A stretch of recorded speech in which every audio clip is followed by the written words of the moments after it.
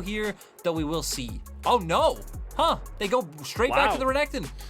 Not going to go with the Viego, so that leaves that one up for the side of FPX should they want to go for it. Honestly, I don't see why you shouldn't. This is an incredibly powerful pick in the meta, very much something that we've seen a lot of teams pick up in that first rotation. And now EDG, they've given a little bit of things to think about for FPX. Maybe they don't want to go with the Viego just this early. Maybe there's an answer to it. There's a lot to think about here.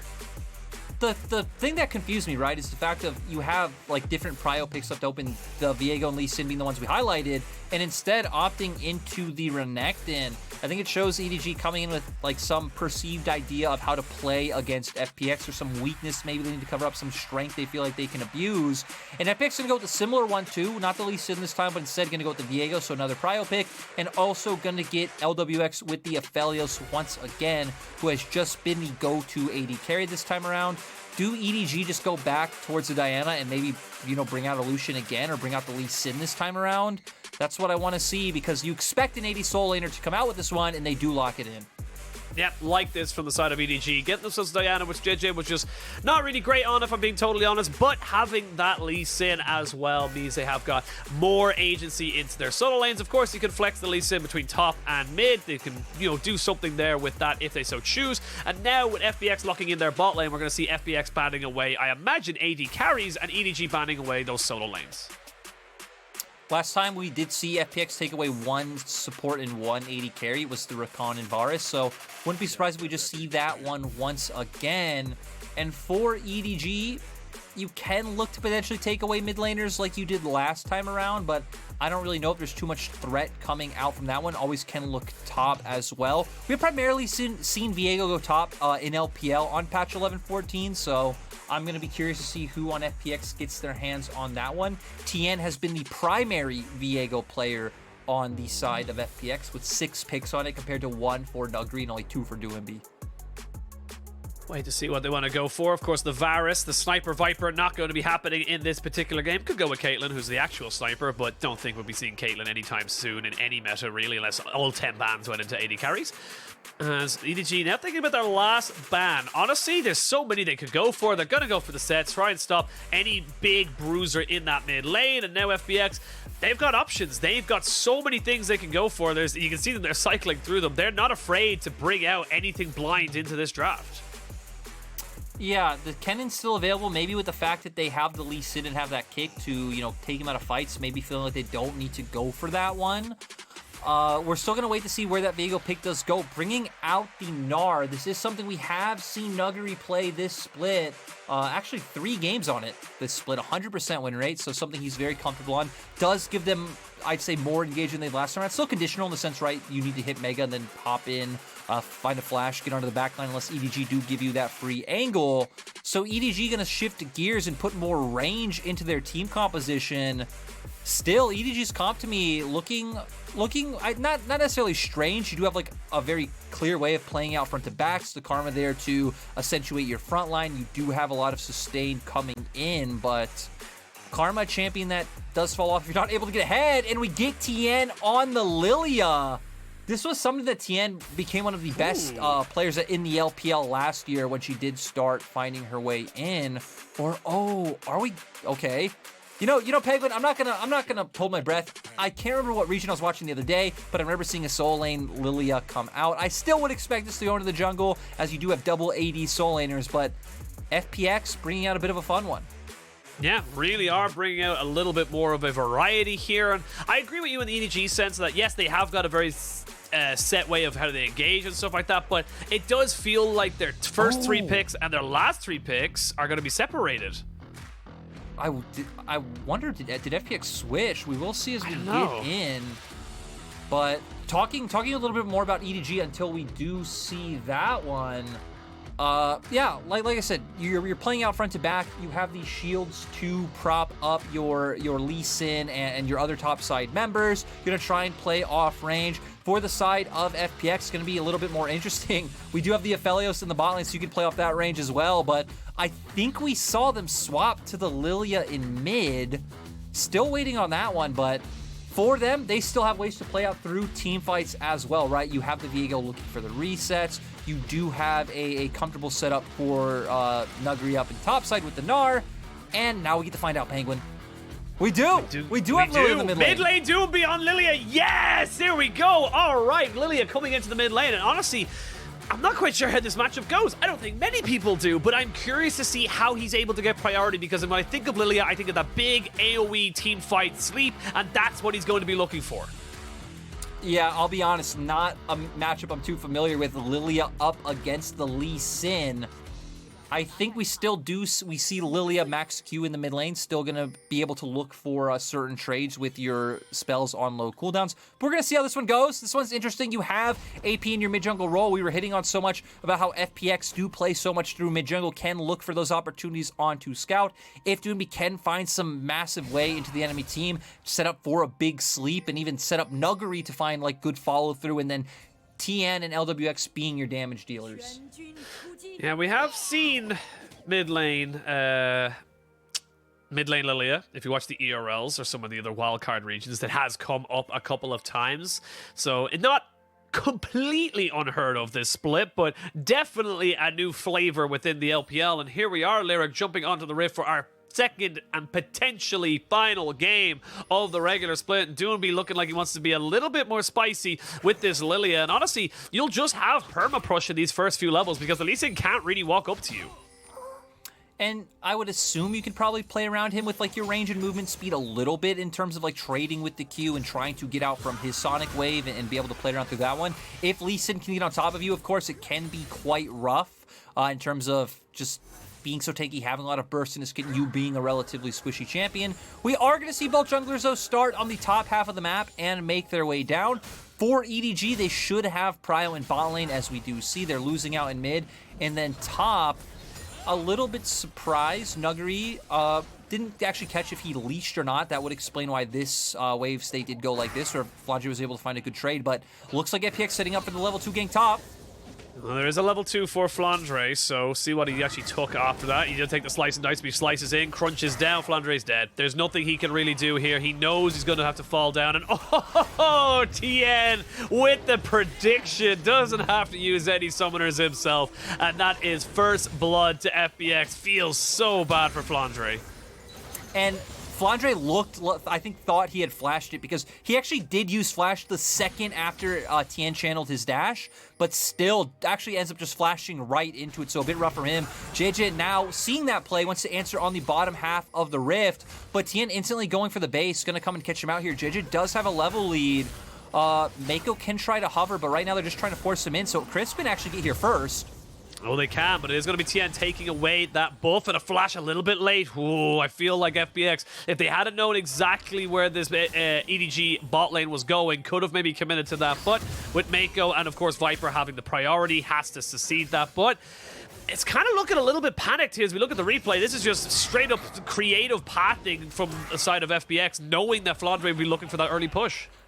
I mean, right, how often do you expect, like a level 2 gank to come out from a Viego in this matchup? And as we highlighted, the flash did come off a little bit behind the dash, so he was trying to get away from it. I think he thought he could, get further than the distance, but ends up just going right in and meeting his demise. Now Nuguri going to be in a pretty good spot, as well as Tian being able to pick up a longsword after his first reset, as well as now he will end up back on the top half of the map where Nuguri has pressure, so it should be a top side scuttle for the side of FPX, but we do know that Jiejie had already picked up the bottom one.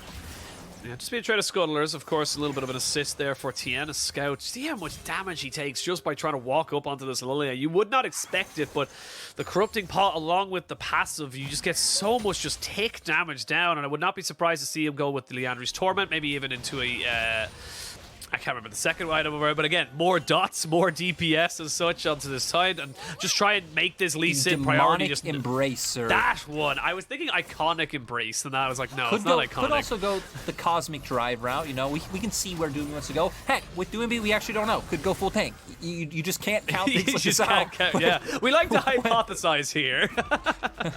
When Mr. Doinb is on the Rift, Tian actually invading Jiejie. Jiejie does not have flash, and I actually think Tian is the one who's going to be able to come out on this one on top. Yep, he got himself a smite down, which means that Jiejie has nowhere to go. Doinb gets jumped onto, but that's just not going to be enough there for him to get out. And Tian, oh, this is going to be a bit of a jungle diff right now, as we can see Jiejie just struggling to do anything about it. Lwx, what are you doing? Lwx, why? Oh, as I say that, we're going to see Tian. Tian. He's going to force the flash out of Scout as he's going to keep going back on top of this. Tian should be able to pick another one. This is Tian's jungle right now. Jungle kingdom from this man, and he's got himself another jungler to try and take away some of these camps. Tian will not let Lwx throw away this lead. Jiejie, I think this is a little bit dodgy walking forward, but I don't think this is just Tian's jungle. This is Tian's rift right now. He goes where he pleases, can take anyone down. Gonna have a ton of gold as well to be able to back on right now. Sitting about 1k up over Jiejie. And now I really want to see what FPX can do with the fact that we've seen Doinb keep up this prio, now having availability to his ultimate. As we're going to see how this all starts, Scout was trying to, looks like forcibly pushing this wave to potentially find a reset timing, but Tian able to close the gap with his flash and just sets up for him to find the stun and then, you know, be able to get the kill. So FPX going to turn the mid prio that we had seen earlier into this dragon. Doinb did still end up going for a reset. Does have TP if any shenanigans broke out, but EDG are on the opposite side of the map. They actually do have pings on where Jiejie is right now. Some pings coming out onto Krug, so FPX theorizing this are going to respect, and Nuguri is going to reset. Yeah, they respect, they get themselves out. There's going to be no dive potential. Is only about a 700-800 gold lead in favor of, actually not even, about 600 as such for FPX. They did get the early Drake, and right now EDG, they've got to be a little bit more careful, not as bold, if you will, for them coming into this early game. I feel like Jiejie just tried to make something happen where there really wasn't much he could really do. Losing his flash so early off of the blue buff and trying to then go 1-for-1 in that top side, it just doesn't really make sense. Yeah, I mean, he went for the blue buff, right, because FPX committed to a play top, so you feel like you need to get something somewhere on the map, go for that play bot. Things are probably still okay-ish, but now Tian knows your pathing, he knows where you're going to go, invades through that top half of the map where he does that pressure, able to start taking over the game from there. So overall, I think it's just been a really good read from Tian so far, and we can look at the minimap. FPX having some really nice vision setup starting to come out with these control wards starting to go down. Rift Herald going to be up in 45 seconds. EDG's bot lane is the one with push, so potentially Viper and Meiko able to go and join that one first and try to off-put the topside pressure from FPX. But EDG can also always just try to funnel more plates onto this Ezreal. No, Tian gets jumped on by Scout. Don't know if that's the one you want, but he actually kicks him back into the Moonfall. Tian able to smite, though, keep himself healthy. There is going to be the sleep going in. Doinb taking a lot of damage off of this. They go back in with the Crescent Strike and try and take this one out, but the Heartbreaker is enough to break the hearts of EDG. There's one trade back, though, as Flandre finally jumps in. Nuguri not quite in Mega Gnar, so cannot continue the chase. It ends up being a 2-for-1. EDG trying to fight back. And, I mean, they just got so far into EDG's jungle, right?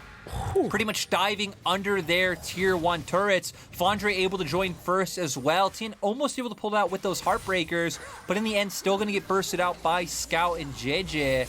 We are seeing in the bot side EDG able to keep the pressure. Oh, Meiko. He needs to be so careful. You can see him.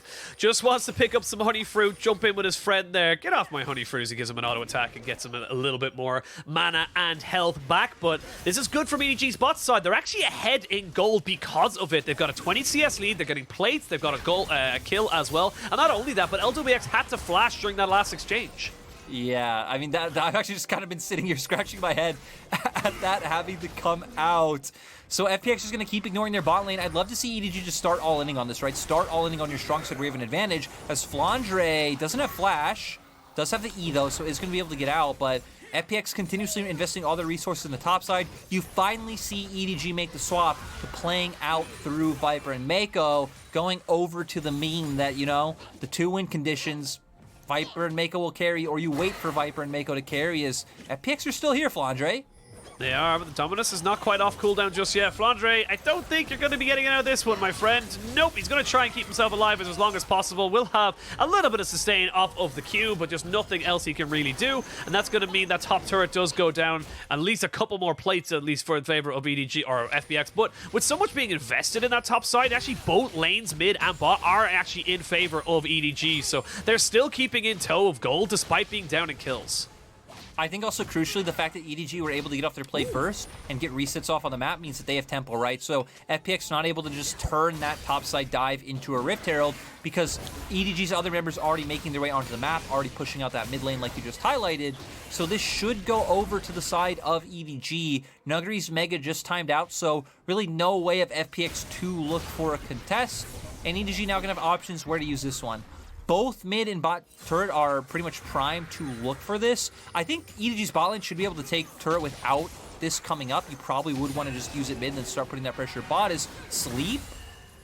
Well, Sleep just used there the threaten. Tian was in the area, but as was Jiejie. It's a minute till that dragon spawns. We actually do see a Triforce onto the Ezreal this time around, as he's Scout now in a little bit of trouble, has to get himself safeguarding over the wall. Sadly for Doinb, you cannot use the W to get over walls. It is very much capped at getting over those objectives, but FPX now moving that pressure they had in top down towards the bot lane. They're going to try and see if they can get something out of this jungle here. A Scout, oh, nicely done, forcing the flash out of Doinb, but not quite able to get the kill. He's just a little bit too low, and now FPX need to get themselves out of that jungle because they do not have the priority in mid they used to. I mean, that play didn't amount to anything, but really pixel perfect play coming out from Scout to force the flash on Doinb. Yeah, it looked pretty, and as Scout, right, you have a lot of ways of closing distance. As Tian and Chris, okay, just gonna back off in the end. Ooh. But Nuguri TP coming out. This is almost a big mega. TP, almost mega. They now have vision on him, so they know when he's there. Viper in a little bit of trouble. Maybe force the flash away. He is. One more auto attack will knock him out and take him down. You can see him trying to trade this one back, but not able to do it. The flash from Nuguri is enough to keep him alive. 2 quick kills in this bot side, but now EDG, what can you get around the map? All 5 members were committed to that bot lane. Now you can see the Rift Herald going down in mid as they look for more turrets and more gold. I actually think EDG are probably going to be the team to win out on this play. You're getting turrets top, you're denying CS top because Nuguri now has no TP. You're also doing the same in mid. Just really good response by EDG, but surprised FPX would commit so much bot for a play like this. Yeah, they do commit to it. Does put them onto 2 Drakes. We are going to have ourselves an Ocean Rift as FPX get themselves 2 there. But look at the amount of gold that's going in. Despite that play in bot, despite all of the resources, it's actually FPX that are going to be down about 1,000 gold. Yeah, I mean, like I said, FPX are the ones who opted in the straight 5-man bot. You're losing waves and tops because you dedicated TPs. You're moving your mid laner down as well while mid lane's getting pushed out. Enemy has Herald. It just felt like FPX setting up for a good response to come out from EDG. I mean, in the end, gold's still relatively close. 1K favor for EDG so far, but I still feel like Viper's going to get to a point very soon where he is terrifying. Already doing so much, man. He's doing so much. He went with that Triforce to give him the early pressure, and honestly, this could be literally all 15 plates going down in favor of EDG. It is so early. We do see the Mega Gnar using the ultimate, forcing out the dominance up in top side, and Nuguri might feel like he can go for a little bit more of a play. There is no minion wave, though, as Tian's just a little bit far behind, but that is all the plates in mid and bot going in favor of EDG, and this is how they're keeping themselves in line with this game. Yeah, but I'm really curious to see how this topside 2v2 goes. EDG finally going to invest some resources into top. I mean, the fact that they already have 3 turrets down is pretty massive. Nuguri? The TP on the backside of this, though. Nuguri is dead. They may look to try and turn this back on the Tian. They're actually waiting for him to fully commit. It's all a bait. It's all a ruse. He goes in with the Heartbreaker, only to have his heart broken himself. Scout is here, misses the Q, so doesn't have the extra execute damage. And with the rest of FPX no longer seen on the map, they have to back away. Sadly, a little bit of a misplay from Scout. Doesn't capitalize fully, but a kill's a kill. You know, just so crazy to think how the game has already changed so much in terms of that. FPX came out strong once again, having that dominating lead. Tian just doing so well up against Jiejie in that jungle matchup, having pressure everywhere on the map, but EDG able to flip it back around. Now we're going to be looking at what EDG should be looking for next. They're going to have control of mid, and FPX should have to catch that close to their tier 2s. I think for EDG should be looking to get this top side turret down, so Jiejie path up towards the top side, link up with Scout, be able to take that one away with the fact that your bot lane can hover up there as well. And that should be the plan for EDG. For FPX, they're going to try and get this turret down on the top half of the map. I think for FPX, you're probably waiting more for things like dragons and these types of setups to come up, to set up from big plays from Nuguri. Almost doubled the gold there from the turret plates. 355 versus 313. And I gotta say though, for FPX, they are still hunting, they're still looking for this stuff. Tian trying to see if he can get the stun down on the Flandre. He will be able to. There is no flash available. Tian just straight up soloing him right now. Flandre wants nothing to do with this. The one thing I will say is that Doinb has gone straight for his Zhonya's Hourglass, so he's not going to be as powerful in terms of straight up damage for a very, very long time. Still yet to build any of his components for his mythic or even a straight up damage item. So going for more the utility of the team. And now EDG have got themselves a very open mid lane. This is a bit of a stickler right now for the side of FPX. They will struggle to deal with this constantly pushing into them, and you can see the side waves just kind of suffer because of it. And we're seeing Jiejie and Scout go for that play we just set up, right? Pathing from bot to top, setting up these top lane turrets, and actually ending up getting two from how many resources FPX did put into the bottom lane. FPX still going to try and respond, but like you highlighted, EDG just going to have full control of that top side jungle.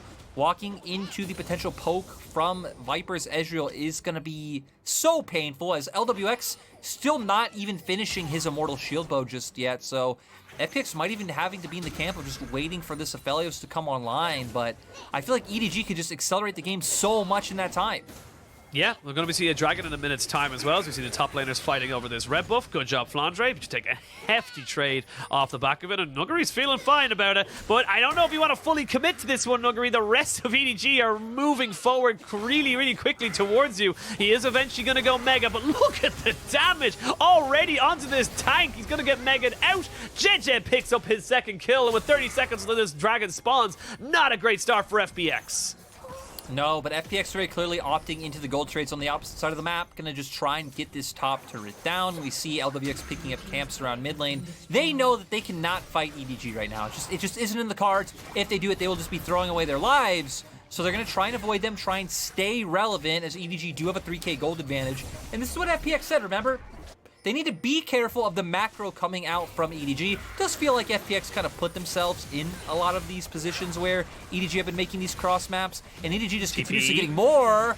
Ooh, I think it's double TP. It is a double TP. We talked about the creativity of FPX and Doinb as the rest of EDG trying to run away. They do not land the swirl seed as a TP gunner coming in now. There is a 3-man sleep. Actually, only a 2-man sleep as the rest of them go in. 3-man moonfall, though. And oh, the AoE is just so much. Viper trying to go toe-to-toe with Tian, and he will take him down. The only person left is Lwx as he's finally done. EDG may look to try and crack open the base as well as take the dragon.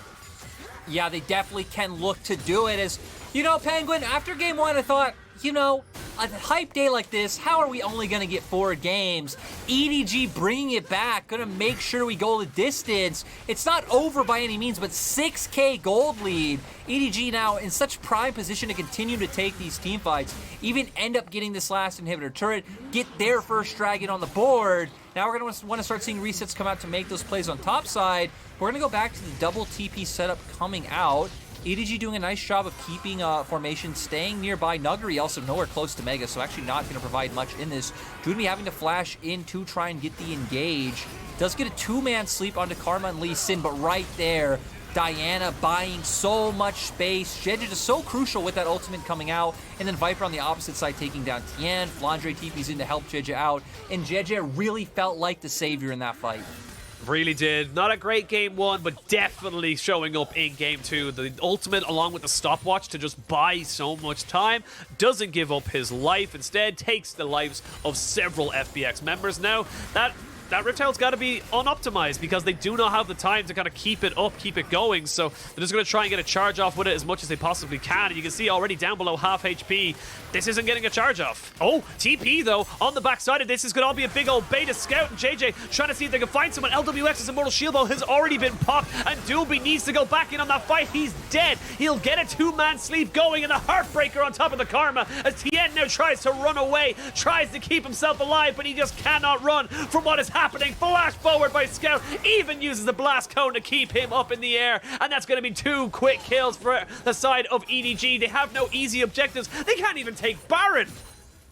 No, still though, I feel like furthering that gold lead completely fine for EDG. Now they want to start getting those side lanes in order. We see Scout making his way down. That's one thing about Lillia we can expect, right? Probably not going to have the best time sitting in a side lane looking for that 1v1 up against a Renekton or the Lee Sin, so EDG can continuously look to rely on that pressure coming out. And the first thing that catches my eye is Viper's full combo, and then 1Q for Meiko after the flash. Does so much damage. Immortal shield already down, like you said, already so low. Doinb continuously trying to be the engaged and the aggressor for this side. Feels like the only real tool you can rely on other than that would be Nuguri in Mega form, but they don't have that just yet. And then with Tian going into to get that other kill onto the Karma, does set up for EDG to find the return kill. Man, do I love best of 3 and best of 5. Anything's better than just one game. Getting multiple games of these teams is just... mwah, chef kiss, c'est magnifique as we go into the second game, and EDG are very much winning. They're 6,500 gold up, and actually Viper gets a kill onto Lwx out of nowhere. No Nuguri with no TP is a little bit caught out on his lonesome. Does have the Mega Gnar now available to him. Gonna try and maybe get that Gnar ult into the wall. Gonna have a crunch to come down, but he's dead and buried. It's gonna take a very long time to take him out. Flandre will say thank you very much, and now it's a 3v3 in the mid lane. As we can see now, EDG going back in on top of Chris and Doinb. The exhaust comes out to try and stop Meiko, but this is all about Viper. This is all about the Ezreal, the Triforce man himself gets himself another 2 kills, and that's EDG firmly in control, running towards that Baron. They are wiping the floor with FPX in game 2. And when you give Viper and Meiko champions that can win their lane, can find an advantage, they're so easily able to take over the game. Viper doing such a good job so far on this Ezreal. And FPX, we said it coming into the day, they have the fastest average game time in the LPL. This is part of the reason. Part of the reason is game 1. When they win very fast because they are willing to go for more aggressive plays. When they're behind, they also make some of the same plays. They also walk a bit too far forward. And we're going to see once again Lwx. That one was a bit of a head scratcher, as it looks like FPX are once again trying to set up a pick here, maybe like a brush play, but still not strong enough to be able to take on the members of EDG. Doinb does use his ultimate to try to dissuade, but it didn't look like Scout was tagged down by it. And like you said, this was all about Viper Eing in aggressively. Tian able to get 1 kill, but doesn't amount to much as he isn't able to possess the soul. And now Baron on the side of EDG, 10k gold lead at 22 minutes. Doesn't feel like we're going to hit a point of where Elder Drake is relevant in this game. EDG should be on par to close out before that happens. I mean, you can't really contest this right now. It's 3 items onto Viper as Nuguri takes about a third of his HP with the True Shot Barrage. And now FPX, they got vision control, but they have to concede it. They can't keep it going right now as Viper just ease over aggressively. Still has Flash, still has Cleanse, and Mikhail's blessing onto his support as Crisp has been caught out. The TP going to be committed here by Flandre, but there's another great flank coming in from Jiejie. 2 kills for Flandre as Viper takes on the jungle of FPX and comes out the better of the two. Doinb going to look to try and maybe flash over the wall. There he goes. He's not going to be able to escape though, and that's going to be 3-4 kills for the side of EDG. They don't need the dragon. They can push in the waves. Honestly, they can end the game. Yeah, I mean, they have the waves available. I'm going to be curious to see if they can end Penguin, because death timers still are not that long because it is still extremely early, but they have Poke, they have Siege, they have the minions in the Baron. They can look to do it. They can. They've cracked open an inhibitor 1. They're going to look to crack open inhibitor 2, back themselves up, take the dragon. This is classic EDG. They don't want to risk it. They don't want to be in a position where they might throw this game away. So they'll go back, spend all that yummy gold, and get themselves a lovely meal. 5-1-11 for Viper, 5-1-10 for Scout. It's just been so difficult. Look at this. Viper's just keeping 3 people away. He's just so strong right now, right? On the 3-item point, having his Frozen Heart already as well. No one really able to touch him or deal damage. Going to consistently have that ECD up. Feels like every few seconds. And now EDG, the reset's able to come back off. They can start looking towards that top side tower to open up the inhibitor. As we see here, Scout trying to find his way on Lwx. Lwx does flash so the kick comes out on the Crisp. But the one thing you highlighted is this flank from Jiejie once again to lock multiple members down. Both Lwx and Nuguri getting taken out of the fight. Viper on the opposite side being able to solo members of EDG. And then Doinb's left with his hands up like, what's going on, bros? I thought we were looking for the team fight, and everyone was already dead. So for EDG, we said we could start seeing them play on their top side, but FPX actually trying to prevent that from happening by pushing out the top lane so far. But they're so far overextended. I feel like EDG are just going to collapse and take them out. Yeah, Braum sticking around for the moment, saying, look, I will stay with you, my friend. But Tian, You're dead to the ducks right now. Fish going to be coming in. Even a TP committed here from the side of EDG to try and make sure there is no escape. You can see Flandre not able to take the 1v1 just yet. Heartbreaker has been used. It's only Heartbreak for FPX. EDG going to be able to take that kill off of them. They've got themselves 12,000 gold lead coming in now up to the 25-minute mark. They're just waiting for the next little bit of objectives. I will say for the side of FPX, there is no easy objectives for EDG to take. They have to go into those inhibitors. Both Dragon and Baron are down, but I don't know, Lyric. This game feels like a when rather than an if. It is, and I feel like there's an easy objective for EDG. They were just so concerned with the shenanigans from FPX the past minute. You honestly just go top, right? Your waves are going to push in mid and bot. You do have super minions coming through. You just need to be patient, wait for that time, look for the siege to come. Flandre trying to bring a wave in mid as well.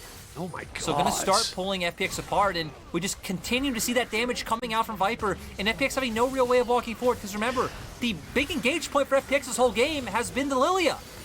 Yeah, it has been the Lillia, and it has not really worked out. The Lillia very much muted as the third and final inhibitor goes down. FPX now down to their final 2 Nexus turrets. Viper throwing in a barrage of Mystic shots. You get hit by 1 or 2 of those, you have to go back to your fountain. There is no if, buts, and maybes about it. Super minions are not far away from streaming in, and EDG are not letting up the pressure. Now we're going to be keeping our eyes on Nuguri, almost as his Mega, if they can find some kind of hero play. Very doubtful. They're 13k gold behind, but is their only hope. Feels like for EDG, they can just keep playing it like this with the siege coming through. Oh, Flandre does get caught out a little bit, was forced to go into Dominus. You can see Viper eeing forward to protect his tank and say, look, all right, I may be a glass cannon, but I'm still a cannon. Eeing forward, has got a blue buff, so he's just totally happy to continue pushing this one out. So you can see Doinb forced to go into his Zhonya's. He now has no protection should he get caught out. Flandre and Chris, or sorry, excuse me, Nuguri and Chris trying to just back away. This is all Viper. Viper is literally the one keeping everyone at FPX at bay. Now the TP can come back in. This is double super minions streaming forward. FPX trying their very best to defend their Nexus. I just don't think they can. There it is. The Glacial Fissure to try and set it all off. The Lillia is dead. The Aphelios has fallen. FPX down to 3. There's only 1 Nexus turret left, and you can see FPX, they know they have to fight, but it's all for naught. We are going to a third and final game between our top 2 teams. EDG will not be silenced. They will not go down 0-2, and they will keep themselves in with a shot at top spot. The fight for first lives on. Both EDG and FPX having one dominant game win so far. FPX once again able to find the early advantages, but not able to hold it together. EDG were the team who were able to find picks on side lanes. They were the team who were able to play around the fact that Doinb was continuously the one looking for the engages, right? Flashing in, looking for the multi-man sleep.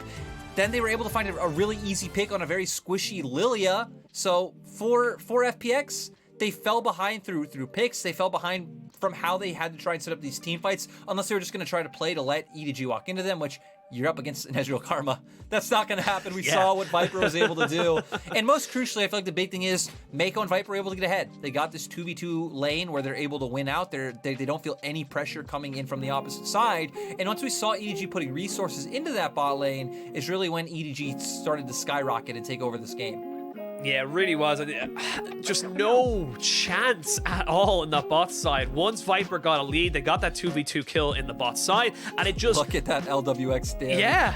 It's just, LWX never got a chance. LWX just wasn't really in a position to go for anything, because if he tries to move forward, he gets kited out by the Ezreal Karma, and if he tries to stay at the back line, hello, Diana and Renekton are on his ass. So it's just, there's nothing he can really do about it.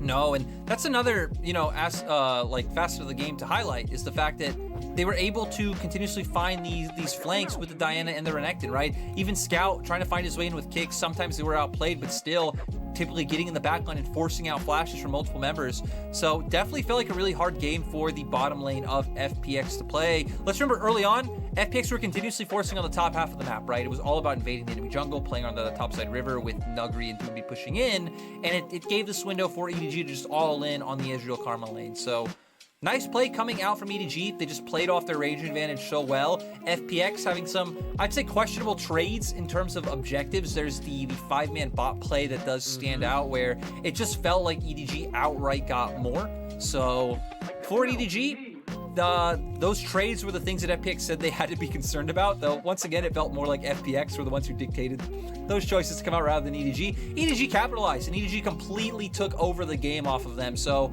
we highlighted the stylistic differences of these two teams coming into the series, and it really feels like we're seeing that in these games.